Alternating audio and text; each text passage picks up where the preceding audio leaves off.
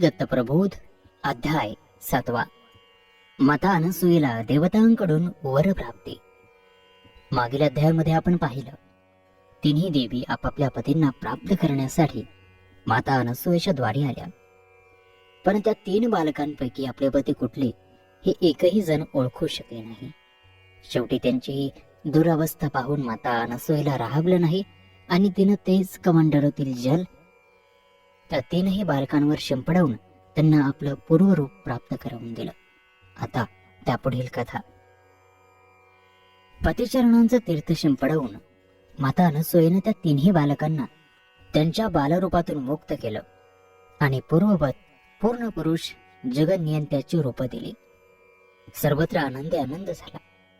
तिथे जमलेल्या सर्व सभाजनांनी, देवगणांनी आणि ऋषीगणांनी त्या जगन्नियंत्या ब्रह्मा, विष्णू आणि महेश यांना नमस्कार केला. त्यांची स्तुतिगोत्र गायला सुरुवात केली. पण त्या तिघांनी आधी जाऊन आपल्या प्रत्यक्ष मातापित्यांना म्हणजे अत्रि मुनींना आणि माता अनसूयेला साष्टांग दंडवत घातले आणि सद्गदित कंठात त्या 2 पुण्यात्म्यांची क्षमा मागितली. आम्ही आपल्या अनंत जन्मांचे ऋणी आहोत. काहीही कारण नसताना आपल्या शांत जीवनात येऊन आपल्या तपस साधनेत अडथळा आणून आपल्याला आम्ही त्रास दिला. आपली सत्व परीक्षा पाहिली, तेजोभंग करण्याची संधी घेतली, नाना प्रकारे त्रास दिला, त्याबद्दल क्षमा करावी. हे ब्रह्मा, विष्णू आणि महेश यांचं संभाषण ऐकून अत्रि मुनींच्या डोळ्यांना धारा लागल्या. ऊर भरून आला. शर्मेनं मान खाली झाली आणि गदगद स्वरात ते म्हणाले, पुढे करा परमेश्वरा. आम्ही पामरांनीच तुम्हाला मनस्ताप दिला. कुठे सूर्य आणि कुठे काजबा. पण आम्ही शूद्रांनीच तुम्हा परमात्म्यांना शरीर पीडनाचा त्रास दिला. तुम्ही मोठ्या मनानं आमच्या घरी पायधूळ झाडलीत, हेच आमचं परम भाग्य. आता कृपावंत होऊन आमच्या आदरातिथ्याचा लाभ घ्या.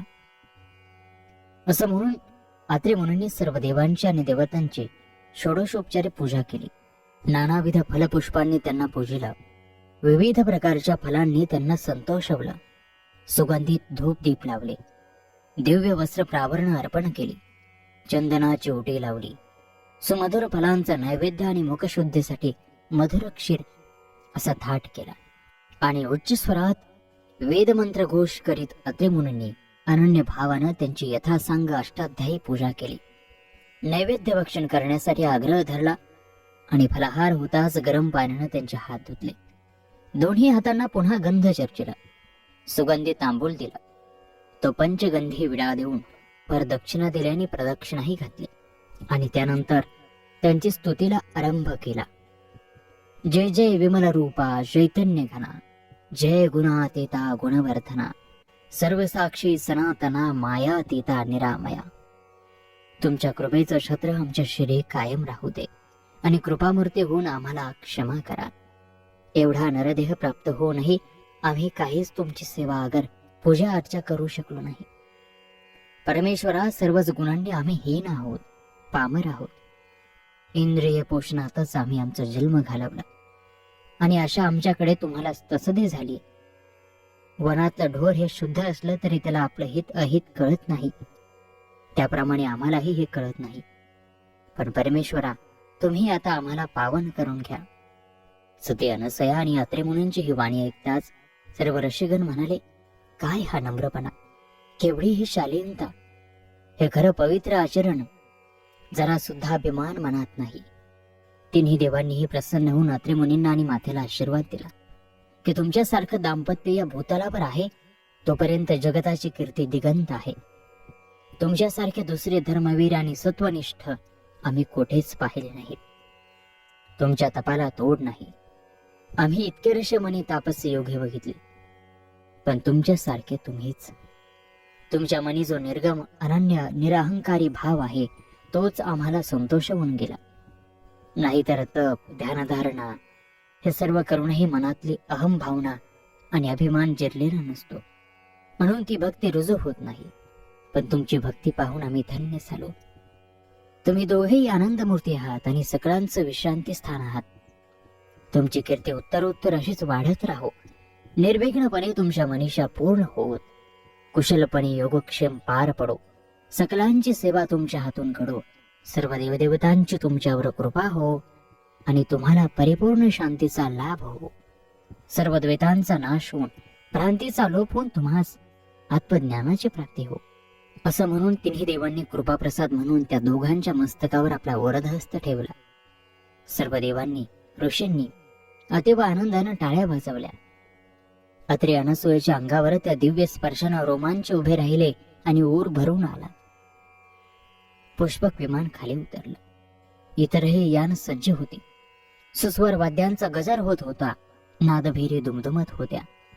तिन्ही देवांनी निरोप घेतला, पण पाय निघत नव्हता.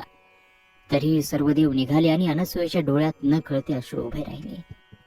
त्याची तडफड फक्त एकट्या ब्रह्मचारी नारदांच्या लक्षात आली.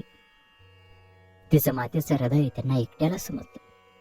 ते पुढे झाले आणि म्हणाले, माते, तू सुजान आहेस. हीच वेळ आहे, वेळ दवडू नकोस. ओठ आणि हवा आहे ते साकडे घालून मागून घे. पुन्हा ही वेळ येणार नाही. तुझा तेवढा अधिकार आहे. ते दुःख उरातल्या उरात ठेवू नकोस. बोल की हो, बोल की हो, पुढे हो. जे आपलंच आहे त्यासाठी हात पसर. नारदांचं हे भाषण ऐकून अनसूयेलाही धीर आला आणि तिनं धावत जाऊन साश्रू नयनांनी ब्रह्मा, विष्णू आणि महेश यांचे पाय धरले. ती म्हणाली, भगवंता, तुम्ही कृपाळू आहात. सर्व आशीर्वाद देऊन तुम्ही आम्हाला पावन केलं आहे. साक्षात सूर्यच घरात आल्यावर अंधार कुठून राहणार? अनन्य हिमकरच संगतीला असल्यावर कोणता ताप टिकाव धरणार? अंगणात कल्पतरू असल्यावर आणि घरात कामधेनू वास्तव्य करत असल्यावर कशाला ऊन पडणार आहे परमेश्वर? आणि तरीही या अभागिनीची आपल्या पायांशी एक विनंती आहे की आपण सारी काही जाणता, आपण सर्वज्ञ आहात. मग आणखी मी आपल्याला काय सांगू? अनसूयेने परमेश्वराचे पाय धरले आणि ती मुकी झाली. तिचं हे बोलणं ऐकून सगळे देव आणि जमलेले सारे ऋषीगणही चकित झाले. अनसूयेला काय हवं आहे ते त्यांना समजेना. त्यांचे स्वर्गाकडे निघालेले पाय जागीच थबकले.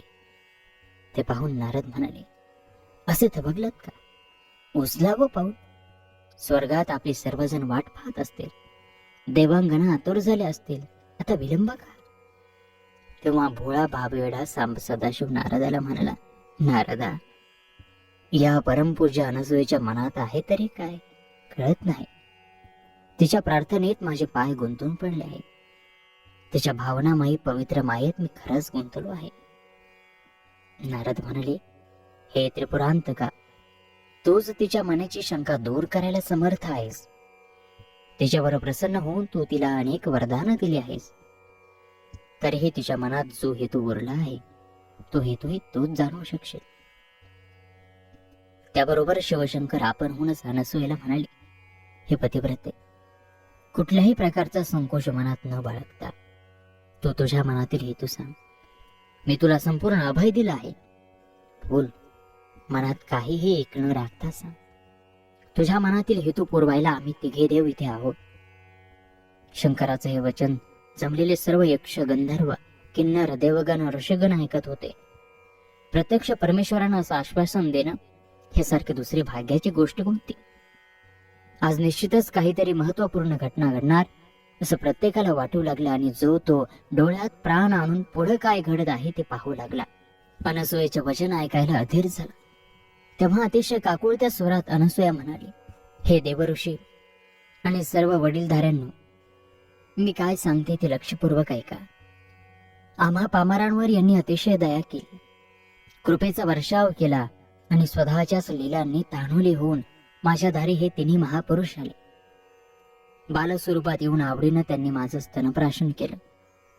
याच मंदिरात पाळणे आणून लावून मी त्यांना जोजवलं, थोपटलं, अंगाई म्हटली आणि निसंग झालेलं माझं मन पुन्हा माया मोहांनी, लोभांनी व्यापलं. त्या बालरूपांनी मला वेड केलं. मी माझी राहिली नाही देवा. कसला चिदानंद आणि कसला ब्रह्मानंद. या बालकांच्या अस्तित्वानं आणि मातृत्वाच्या नुसत्या कल्पनेनं मला मिळालेला आनंद या परब्रह्मानंदापेक्षा निश्चित श्रेष्ठ आहे. त्याची कोणत्याच आनंदाशी तुलना आपण करू शकणार नाही. या बालकांनी माझ्या मनातील वितराग पार पळवून लावला होता. आता हे तिघे आपापल्या घरी सुखानं जातील, पण माझ्या काळजाला लागलेली आग मी कशी सहन करू? हे तिघे गेल्यामुळे सुने सुने झालेले रिकामे पाळणे जेव्हा माझ्या दृष्टीला पडतील तेव्हा साऱ्या सुखद आठवणी दाटून येऊन माझं मन अधिक विभळ होईल. हा त्यांचा विरह मी सहनच करू शकणार नाही. माझ्या मनात अपार दुःख दाटून येईल. दुःखानं माझी निद्रा, आहार, विहार सर्वच संपून जाईल. मग मी काय करू? माझी या दयाघन जगदीश्वराजवळ एवढीच प्रार्थना आहे की त्यांनी स्वर्गात गेल्यावर सुद्धा आम्हा पामरांचं स्मरण ठेवावं, आमच्यावर कृपादृष्टी ठेवावी एवढीच आठवण करायची होती. असं म्हणून अनसुयेनं खाली मान घातली आणि ती ओगीमुगी झाली.